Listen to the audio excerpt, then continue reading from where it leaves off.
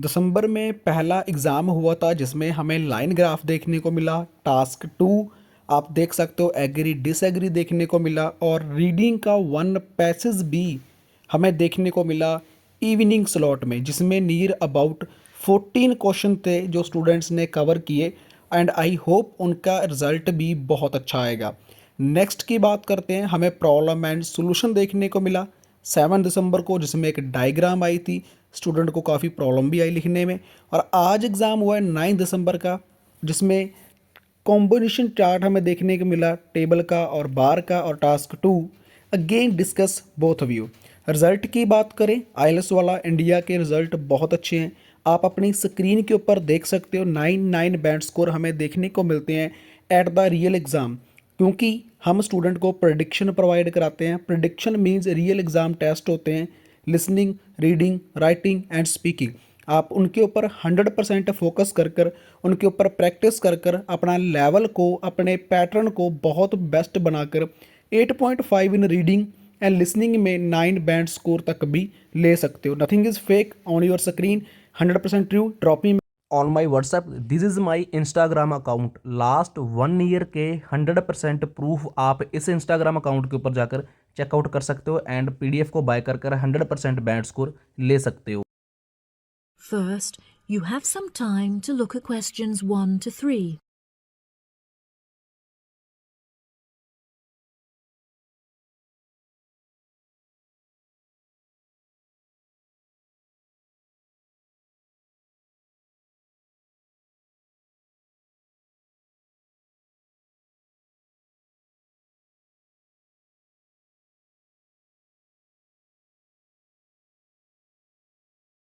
That'll be $23. Right, there's your change. Have a nice trip. Oh, I'll just get your bags out of the boot. Thank you very much. Now, George, let's find the check-in desk.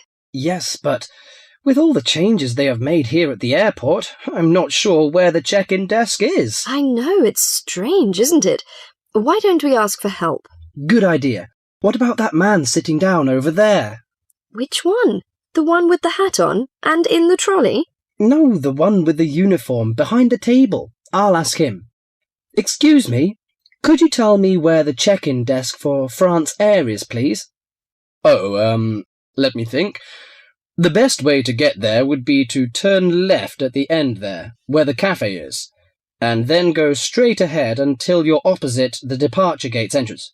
Oh, no. Sorry. It might be quicker to turn right as soon as you get past the cafe, and keep going along the corridor until you come to the sliding doors at the end. On the left. Yes, that's it. All the check-in counters are in a hall there. I'm pretty sure France Air is directly to your left as you walk in the hall. Thanks a lot. So, it's the left past the cafe and then right opposite... The bookshop. You can't miss it. Come on then, Lisa. We don't want to be late, and I want some time to get a cup of coffee and look around the bookshop. Okay, George, but I want to go to the restroom first. I'll meet you at the check-in desk.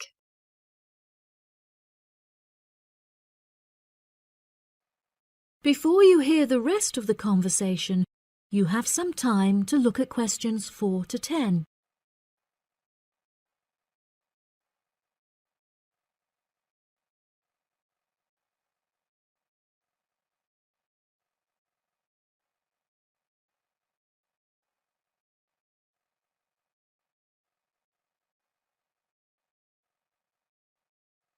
Now listen and answer questions 4 to 10.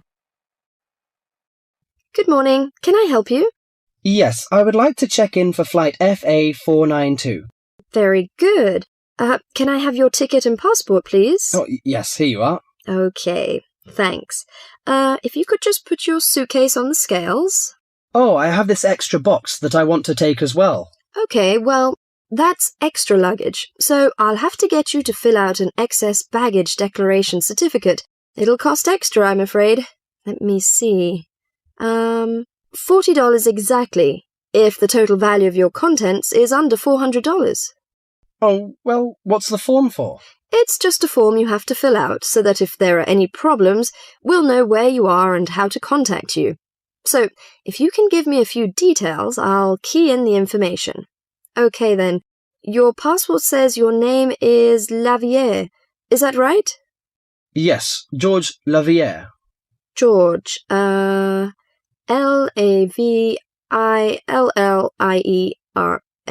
Good. Now, nationality. French? No, wait a minute. It's a Swiss passport. Well, yes, I live in France, but I was born in Switzerland. Swiss. Very good. Flight number FA492. Destination is... Paris.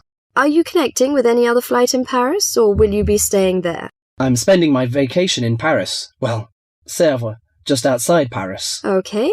So what's the phone number there? Let me think. The country code for France is 33, and the number is 198614537. Right. So that's 331-9861-4537. Yes, that's it. And can you tell me briefly what you have in the box? Well, there are some books, just university textbooks from last semester, some clothes, and, my computer disks. Okay, thank you. And what would be the approximate value of the contents? Quite a bit, actually. About $150. That's all. There's your receipt for the box, your passport and ticket, and here is your boarding pass. Gate 7. You can board the plane in about 35 minutes. Have a nice flight. That is the end of part 1. You now have half a minute to check your answers.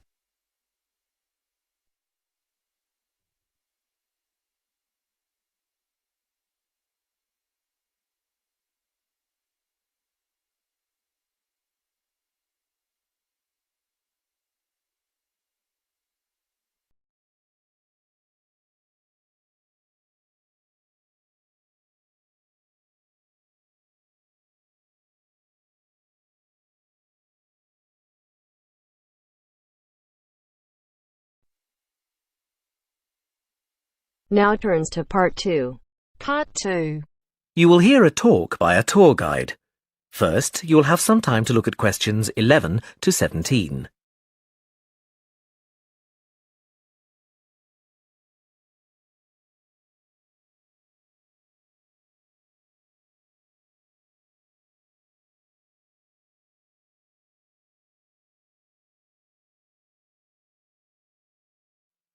Now listen carefully and answer questions 11 to 17.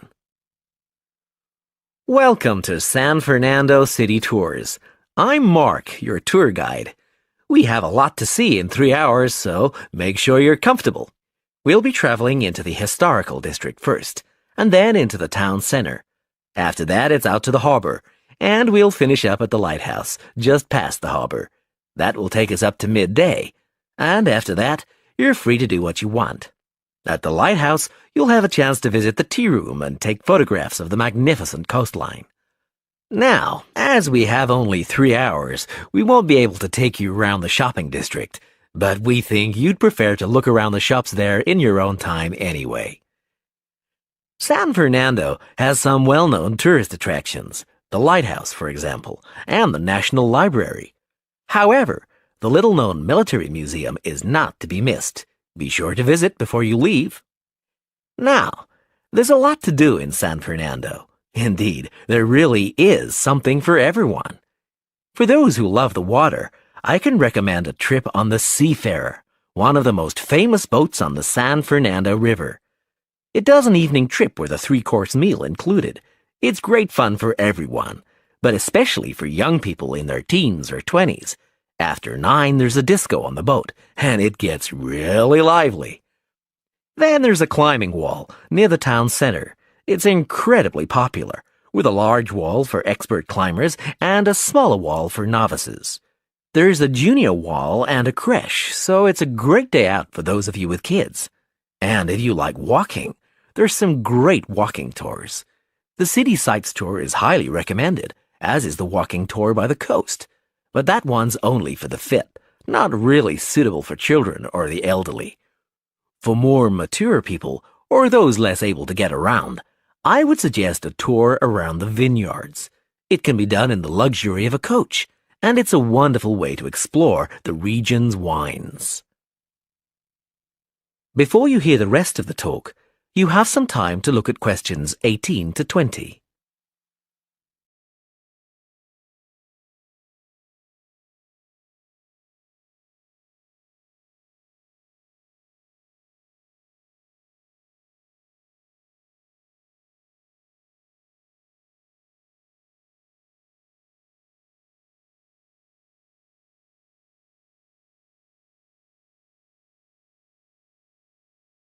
Now listen and answer questions 18 to 20.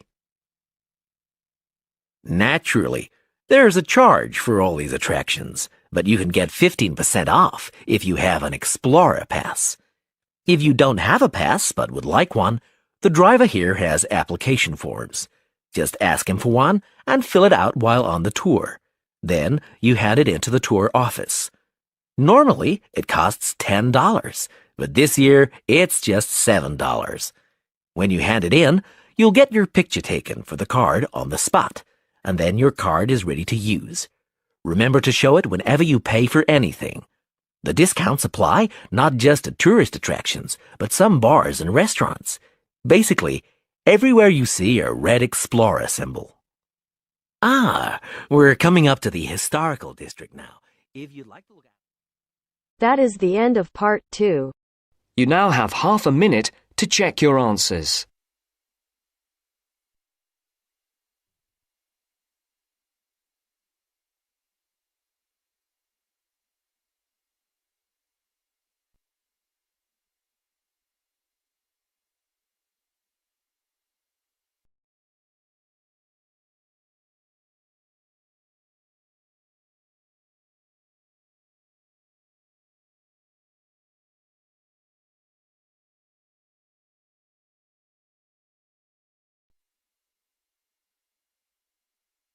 Now turns to part 3.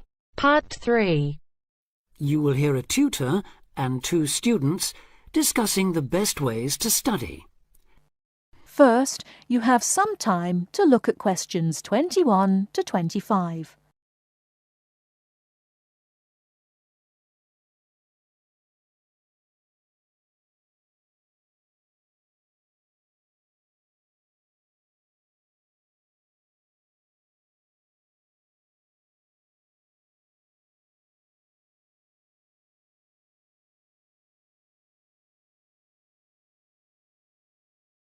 Now listen carefully and answer questions 21 to 25. Well, how are you both settling in? Fine. Yes, no problems. So far, anyway. Good. Remember that as your personal tutor, I'm here to help you if you do have any difficulties. Now, as you know, lectures start on Monday, so I thought we'd look at a few ways of making the most of them, especially in terms of the notes you take. Let's begin by thinking about what you can do before you even go to the lecture. Any ideas? Make sure you're up to date with all the background reading, so you know plenty about the subject already. Yes, that's essential. The lecturer will assume you have that knowledge. Anything else, Carlos?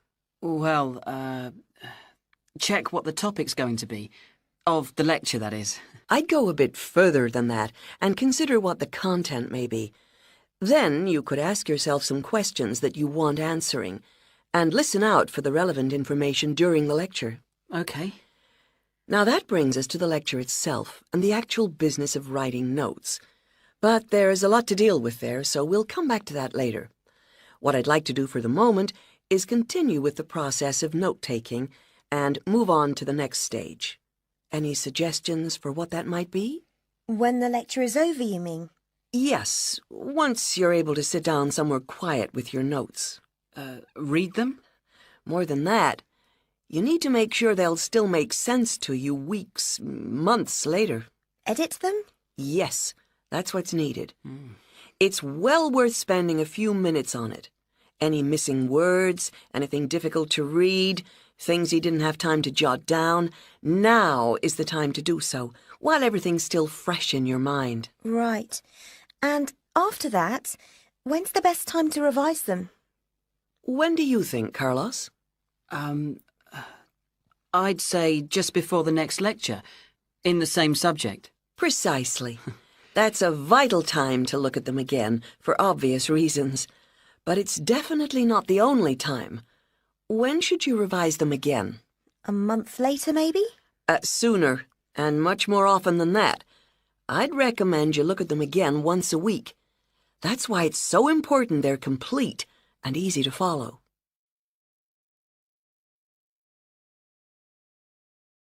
Before you hear the rest of the talk, you have some time to look at questions 26 to 30.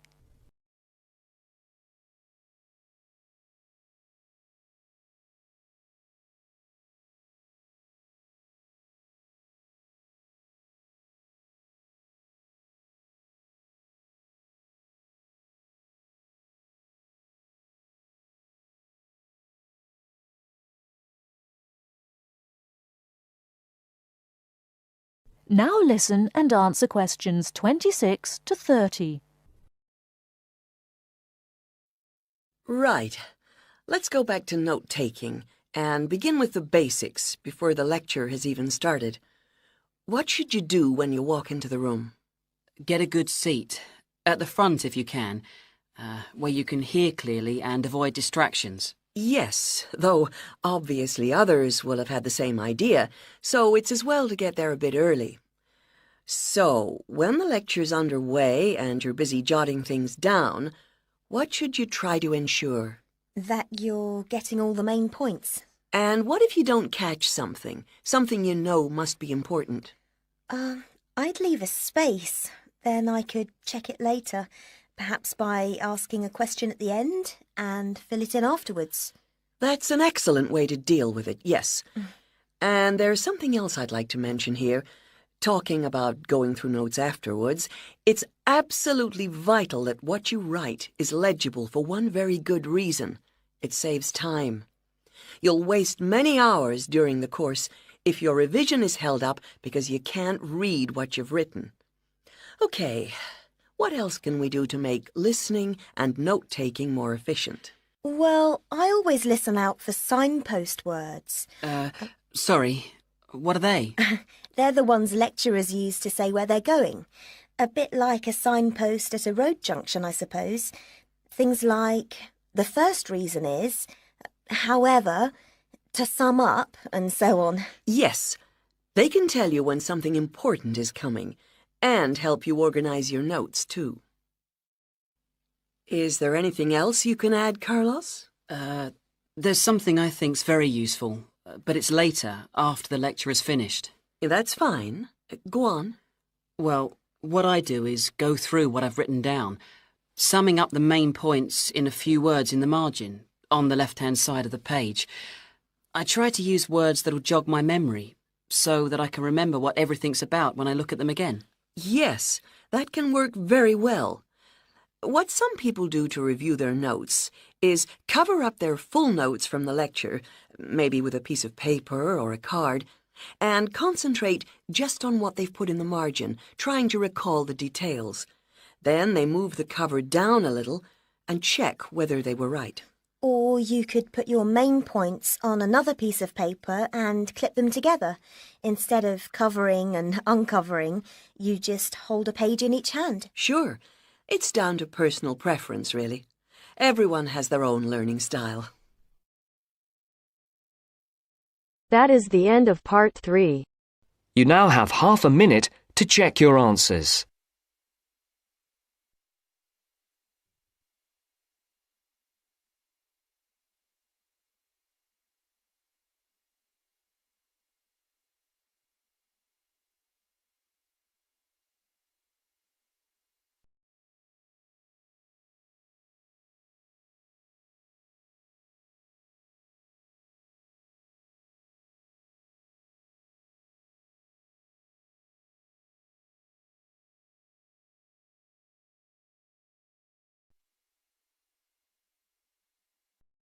Now turns to part 4. Part 4. You will hear a talk on research in the Indian Ocean. First, You have some time to look at questions 31 to 40.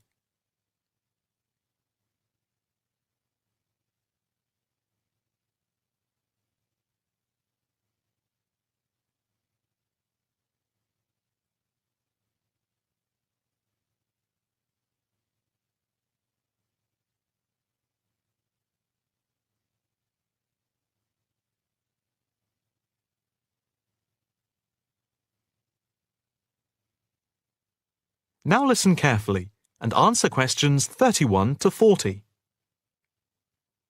In this, the first lecture in our series on the changing face of the oceans of the world, we are going to look at the Indian Ocean, into which the Oceanography Department at the Institute here in Australia has been doing pioneering research over the past 5 years. Let us start with some facts about the Indian Ocean to give you an idea of the scope and complexity of the enterprise we have undertaken. As you can see from the diagrams here on the screen, showing the relative size of the planet's 5 oceans, the Indian Ocean comes third after the Pacific and Atlantic Oceans, but is larger than the Southern Ocean and the Arctic Ocean. On this slide, you can see that the Indian Ocean is different from the 2 larger oceans in that it is landlocked to the north and does not extend into the cold regions of the North Pole. Covering some 73,440,000 square kilometres, the ocean constitutes approximately 1/7 of the Earth's surface and about 20% of the world's total ocean area. At the equator, it is around 6,400 kilometres wide, with the average depth being about 3,400 metres, and with the deepest point being the Java Trench at 7,450 metres. Flowing into the Indian Ocean, we have some of the world's greatest rivers. The Zambezi here, the Ganges here, the Indus, the Brahmaputra, and the Tigris-Euphrates just here. The 2 largest islands in the Indian Ocean, Madagascar, here off the coast of Africa, and Sri Lanka, here off the southern tip of India, are structurally parts of the continents of Africa and Asia, while islands like the Seychelles are exposed tops of submerged ridges. The Maldives are low coral islands, and Mauritius and Réunion are volcanic cones. The surface waters of the ocean are warm, except where the ocean touches the cold waters to the south. A network of scientists, mainly oceanographers and meteorologists from around the world, are monitoring changes in the ocean's temperature and acidity, especially where it meets the Southern Ocean, in order to see how global warming is having an effect on the waters there. An assessment is also being carried out on how this is impacting on low-lying habitats and peoples in the more populated coastal regions around the rim of the ocean. In the warmer north, islands are vulnerable to even the subtlest changes in sea levels and tides, so they are being closely watched. Moreover, a close eye is being kept on wind changes, especially alterations to the monsoon rains, typhoons, cyclones, and any other natural phenomena. In addition to the information sent from the ship that we have stationed off Antarctica, in the south of the Indian Ocean, data are being transmitted round the clock from buoys anchored at various points around the ocean. 5 of these buoys are observing ice packs and icebergs coming into the Indian Ocean from Antarctica. Besides the buoys, data on cloud cover and wind and temperature change are received by satellite. Satellite images are also being used to record the size of the icebergs from the moment they break off from Antarctica. Their course is then mapped, as they move out into the Southern Ocean. Here at the Institute, the raw data from the various sources are received and the information is then constantly processed by a bank of computers. Once the data have been collated, the next step in the process is the analysis by experts here and at centres around the world, looking for even the slightest shift in patterns of temperature, wind, and sea levels. In the light of the fact that this is a global enterprise, the Institute is staffed 24 hours a day with researchers working in shifts, and we are in constant contact with centres all around the world. In total, 900 experts from around the globe are involved in the programme. The work at the Institute is now into the 5th year of a 10-year data collection, which began in 2003. The analysis of the 5 years to 2008 will be published early in 2009. However, changes in patterns are already being noticed since the data have been gathered. That is the end of part 4. You now have half a minute to check your answers.